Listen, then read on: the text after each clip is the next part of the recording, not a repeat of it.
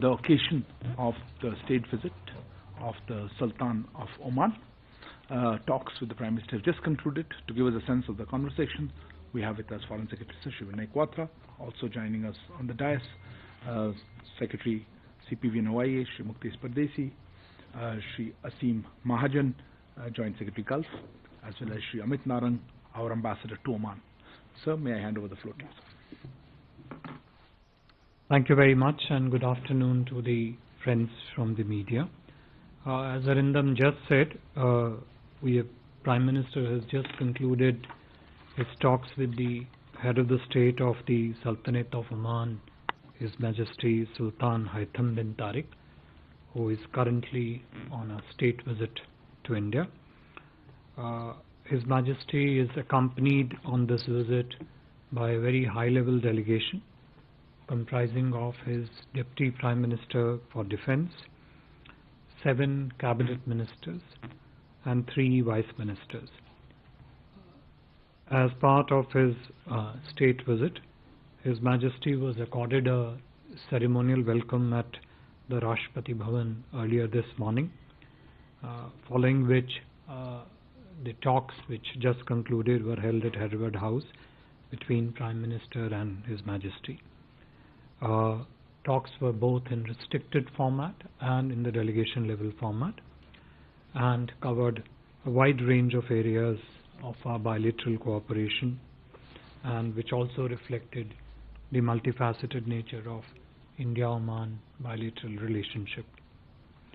Later today, in just a little while from now, Honorable Vice President will call on His Majesty, and later in the evening His Majesty will be hosted by Honorable Rashtrapati Ji for a state banquet. This is the first visit of Sultan Haitham to India as the Sultan of Oman. This is also the first state visit from Oman to India in last 26 years. Some of you would recall that late His Majesty Sultan Qaboos bin Said had visited India in 1997, and he was also awarded the Gandhi Peace Prize for 2019 posthumously. Most recently, in our exchanges of the last few years, Honorable Prime Minister Shri Narendra Modi Ji had visited the Sultanate of Oman in February 2018. The visit by His Majesty is also important as it follows Oman's very successful participation as a special guest country in the G20 during India's presidency, and their participation particularly at the summit of the G20 in September this year. Oman was one of the 9 countries invited by India as special guest, which itself reflects the importance and significance attached by Government of India to this relationship. India shares a special relationship with Oman, anchored in old history of contacts between our people. Today our relationship has evolved into a strategic partnership characterized by strong cooperation across a range of areas in diverse fields. India and Oman are partners for maritime security in the Western Indian Ocean. Both sides enjoy robust and multidimensional defense engagement. Oman is also host to large Indian diaspora. About 7 lakh Indians call Oman their home, and have in the process made significant and meaningful contribution to the development of the Omanese economy. In terms of our trade and commercial relationship, bilateral trade between India and Oman stood at roughly 12.5 billion in 2022-23, and what is significant is that in the last couple of years it has doubled in quantum. In the discussions between Prime Minister and His Majesty were comprehensive and constructive. They covered, as I said, entire range of our bilateral engagement, including maritime cooperation, trade and investment cooperation, cooperation in new areas, including space, financial technology. They shared concern on the problems of terrorism. They also discussed possible elements of cooperation in the field of energy security, particularly green energy, as of course also the possibilities to further strengthen people-to-people ties, including through the popular game of cricket in both the countries. His Majesty congratulated Prime Minister Modi for the success of India's G20 presidency and conveyed his appreciation for the invitation extended to Oman and their participation as the special guest. The leaders also exchanged perspective on regional and international issues. In terms of significant outcomes from the discussion, first, the two leaders adopted India-Oman joint vision, a partnership for future. The joint vision basically envisages a path for our bilateral engagement, which is rooted in Oman Vision 2040, which is their national development blueprint under His Majesty Sultan Haitham, and India's development vision under Prime Minister's Amritkal vision. This vision document focuses building partnership between India and Oman in broadly 8 to 10 areas, which are, as I also mentioned a while earlier, area of maritime cooperation and connectivity, 2, energy security and green energy, in particular green hydrogen, 3, space, 4, digital payments, including other ecosystem industries of fintech, the full bucket of health, tourism and hospitality related partnership. Disaster management featured very prominently in discussions between the Prime Minister and His Majesty. Agriculture and food security, and of course cricket. Earlier, ahead of the visit, both countries had also signed MOU, including in the field of information technology, cooperation in the field of culture, combating financial crimes, and of course establishment of a Hindi chair of ICCR in Oman. Secondly, again an area which featured very prominently in the discussions between the two leaders was ongoing discussions between the two countries for a comprehensive economic partnership agreement. Although the negotiations on CEPA have started only recently, they have made substantial progress in the last few rounds of discussion, and both leaders gave strong impetus and push to conclude the CEPA agreement as early as possible. Third, again a significant achievement in terms of India-Oman trade and capital cooperation was the announcement of the third tranche of the Oman-India Joint Investment Fund. This fund would be worth $300 million, approximately 2,500 crores. Purely as a point of elaboration, the fund was established as a 50-50 joint venture between the State Bank of India and the Oman Investment Authority, which essentially channelizes investments into the fastest growing sectors of the Indian economy.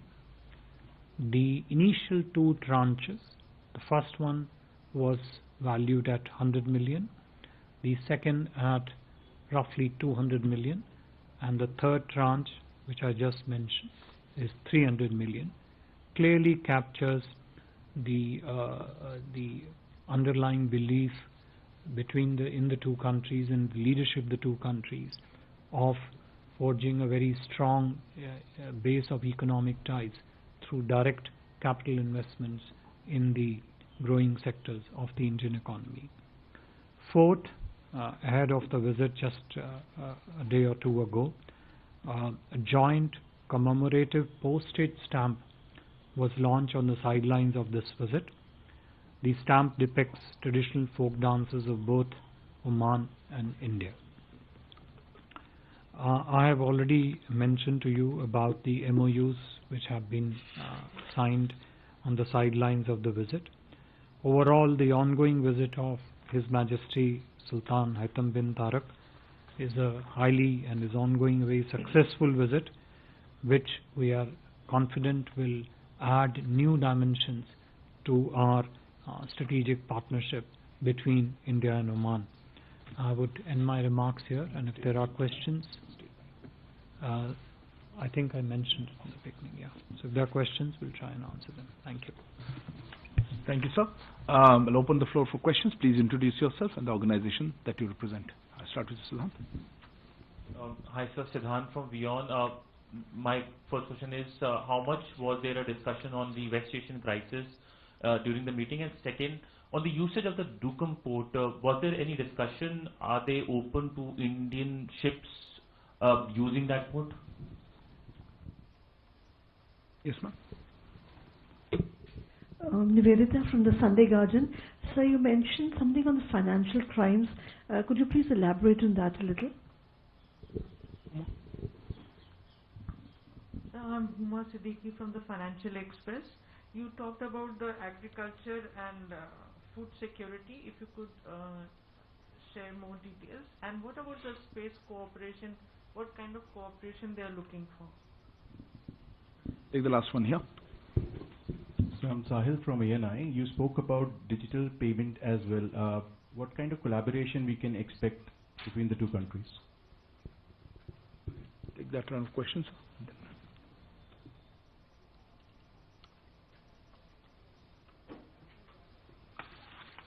Thank you. Siddhant,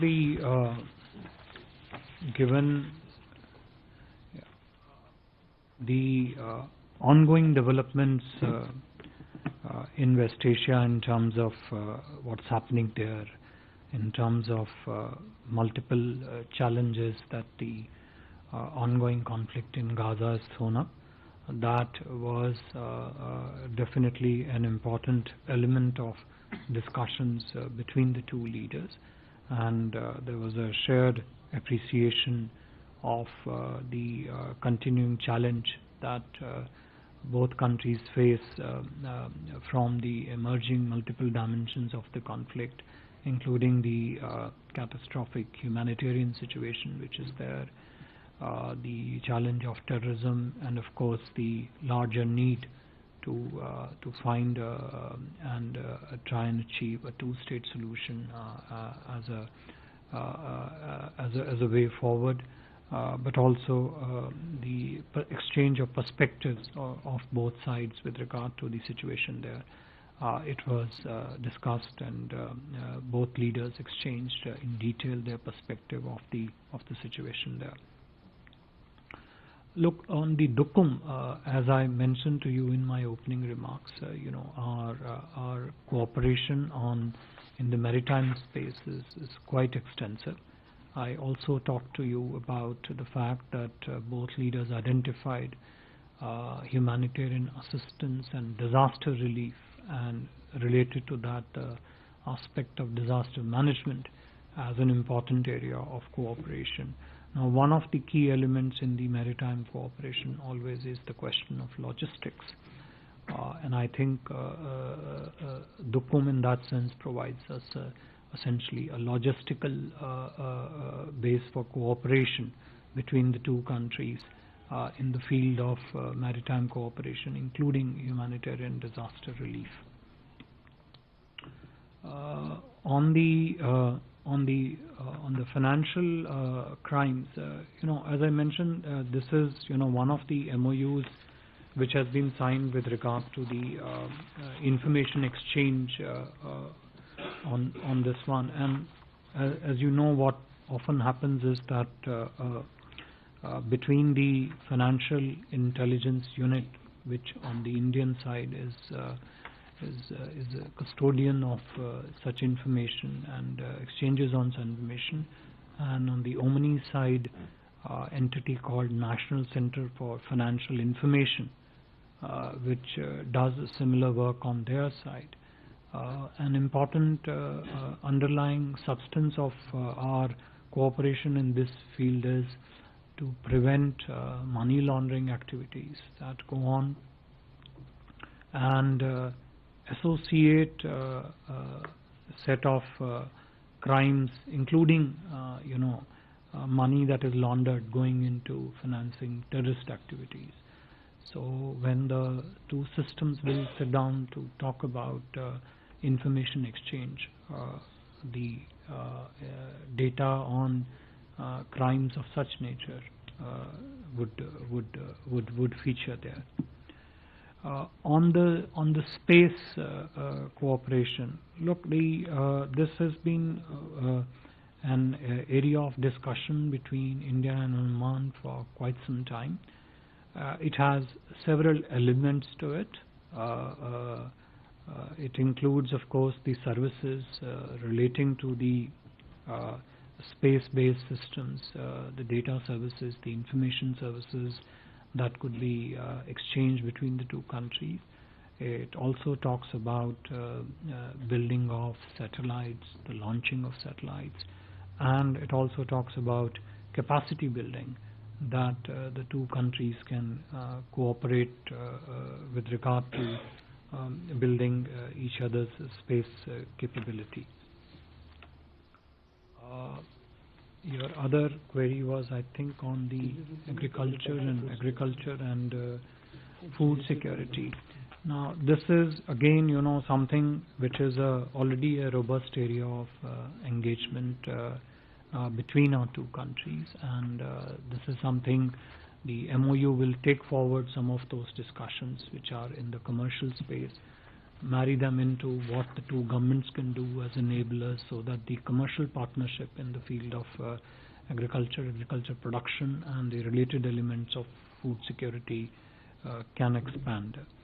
Sahil, on the digital part, on the fintech part, there are ongoing discussions between the two countries with regard to utilizing the UPI stack with a potential corresponding digital stack in the Omanese ecosystem. There are also other elements of India stack in terms of the digital infrastructure which is there, which can be suitable to the Omanese priorities with regard to using. Now, financial inclusion, financial technology payment systems, those are only one element of it. But the interface of UPI with a corresponding Oman platform is something we can talk about. Since reference to Digitech and trade and capital cooperation has come up, I should also highlight that another element of discussion where we would try and move forward would be whether there is a possibility to look at rupee trade which can work between the two countries. But this is still at a exploratory stage, but can be an important element of cooperation going forward. You have some more questions? Okay, Sudhi. Sir, Shriranjan from Bloomberg. Sir, any understanding that you can give us on whether India and Oman did a long-term or a short-term contract on energy, and in particular gas, sir? One on energy. Yes. There was one more hand. Yeah, Kallol. Kallol from the Hindu.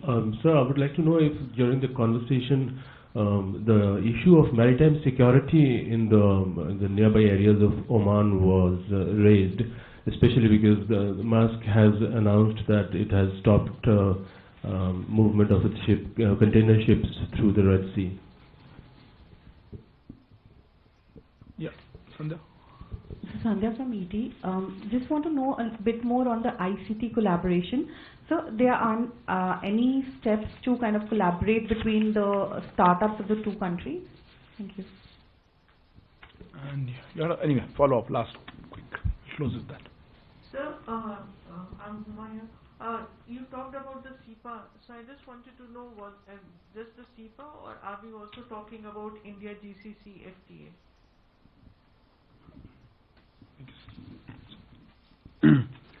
The last one first. The discussions between the two leaders focused essentially on bilateral comprehensive economic partnership arrangement. On the short-term, long-term contract on energy, as I mentioned in my opening remarks also, in terms of our partnership in energy, we already have a very strong and robust basis of partnership.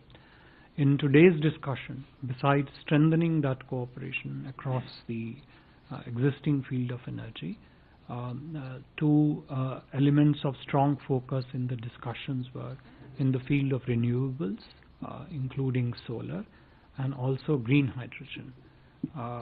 Both countries have this as a shared priority in terms of building their own respective ecosystems, but also to look at cooperation possibilities between those two ecosystems. On the information technology part, essentially the 4 or 5 key elements of the IT MOU essentially include one, an element of digitization, which I spoke about. 2, e-governance, which is spread across both public sector governance but also in the private bodies. 3, the exchange of best practices in the field of information technology. 4, are there any basis for us to strengthen and deepen further our exchange of skilled IT professionals between the two countries? Some of this can, well, not mentioned in the MOU, but indirectly lead to the point that you referred to, which is the startup collaboration between the two countries. And of course, the overall development of IT industry. The underlying thrust also was to focus on innovation cooperation in the areas, and naturally, startup is a key element of that innovation partnership. Kalol, to your question, as I said earlier on also, that the developments in the region in terms of the ongoing conflict, the derivative impact of that of the ongoing conflict, each of those elements did come up for discussion between the two leaders, and they did share their perspective and share their concern on the developments and also the challenges that those developments throw up. We are anyway constantly monitoring what's happening to what you alluded to, and but that's something on which both leaders did spend some time in exchanging views on that. Thank you very much, sir. Thank you also to Secretary CPV as well as JS Gulf and our ambassador. Thank you for joining us. Please stay tuned for the developing updates on this visit. Thank you. Thank you very much. Good afternoon to all of you. Thank you very much for joining us for the special media briefing on the occasion of the state visit of the Sultan of Oman. Talks with the Prime Minister have just concluded. To give us a sense of the conversation, we have with us Foreign Secretary Vinay Kwatra, also joining us on the dais, Secretary